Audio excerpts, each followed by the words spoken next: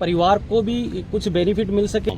अब शहीद राजवीर सिंह की ये बता रहे हैं सेना के अधिकारी यहाँ आए हैं बॉडी को लेकर। सबसे बड़ा अपमान तो एक सैनिक 12 साल से नौकरी कर रहा है, सेवा दे रहा है, देश की रक्षा कर रहा है, और एक साधारण सी एम्बुलेंस में उनकी बॉडी को लेकर यहाँ लेकर आ गया।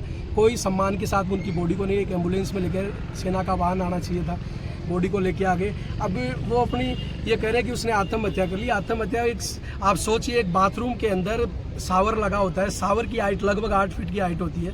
उस 8 फीट की हाइट में एक 6 फीट का बंदा कैसे बंदे पे लटक सकता है? वहाँ और भी लोग हैं, ट्रांजिट जो उनका वहाँ जहाँ ड्यूटी लगी हुई थी उनकी वहाँ थे। तो ऐसे कुछ रहस्यमयी हालत में परिवार के लोगों की डिमांड थी कि भाई इसमें शहीद का दर्जा मिले, सरकार पैकेज दे, राज्य सरकार पैकेज दे। लेकिन ये क्या है कि सारे इस दिशा में जा नहीं रहे। अभी क्या सहमति बनी है, किस तरह से उनका जो शरीर है यहाँ से जाएगा, क्या व्यवस्थाएं हैं, किस हिसाब से? अभी देखो परिवार के लोग चर्चा कर रहे हैं जी। परिवार जैसे दिशा निर्देश देगा, परिवार चाहेगा कि भाई इस लड़ाई को, संघर्ष को लड़ा जाए तो संघर्ष को लड़ा जाएगा। और परिवार अगर जो यहाँ सहमति दे देगा तो फिर उसी हिसाब से। कितने साल से? 12-13 साल से सर्विस कर रहे थे और रहस्यमयी हालत में अगर गए और 3 दिन पहले ड्यूटी पे गए थे, शादी समारोह था, ड्यूटी पे गए थे, और वहाँ जाने के बाद में सामान्य स्थिति में ड्यूटी पे गए। तो ये इस तरह की परिस्थितियाँ निर्माण हुई, तो ये रहस्य का बना हुआ है। सर आपको ऐसा, वो तो देश की सेवा कर से बात किया, घर वालों से बात की है,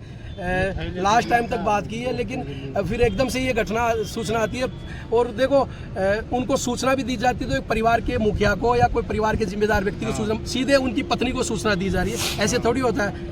तो ये सारी कमांडेंट के माध्यम से, कमांडेंट पढ़ा लिखा होता है सर, तो ये सारी चीजें, और कमांडेंट एक कंपनी का कमांडेंट होता है। संदेह दिख रहा है इन सारी परिस्थितियों में। तो सब लोगों की डिमांड यही है कि शहीद का दर्जा मिले, पैकेज मिले, ये सारी डिमांड्स परिवार के लोगों को समझ उसकी जो जितनी सर्विस